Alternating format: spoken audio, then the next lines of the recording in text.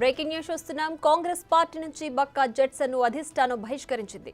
Party నాయకత్వానికి, party నేతలకు వ్యతిరేకంగా ప్రచారం చేస్తున్నందుకు ఆయనపై చర్యలు తీసుకుంటున్నట్లు ప్రకటించింది. ఇప్పటికే పలుమార్లు ఆయనకు నోటీసులు జారీ చేసింది క్రమశిక్షణ కమిటీ. అధిష్టానంపై వ్యతిరేక ప్రచారాన్ని మానుకోవాలని హెచ్చరించింది.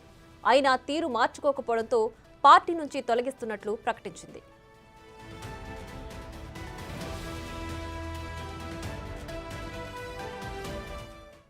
ఇక ఇదే అంశానికి సంబంధించి మరింత సమాచారం మా deputy bureau chief Sadiq phone లైన్లో అందించడానికి సిద్ధంగా ఉన్నారు. సాదిక్, చెప్పండి, కాంగ్రెస్ పార్టీ బక్కా జెట్సన్ను తొలగిస్తున్నట్లుగా నోటీసులు జారీ చేసింది కదా, దీనికి సంబంధించిన డీటెయిల్స్ ఏంటి?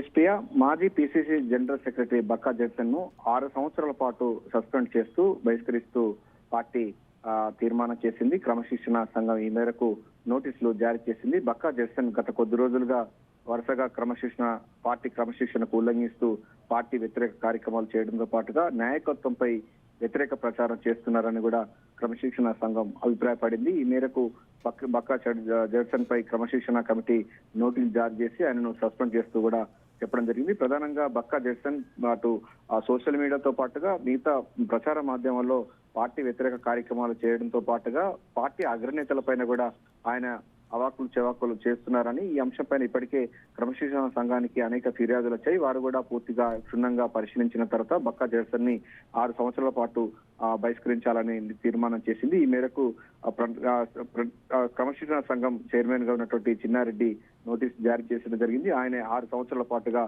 పార్టీ నుండి సస్పెండ్ చేస్తూ ఉత్తర్వులు జారీ చేశారు. Priya. Right Sadiq, thanks for the updates.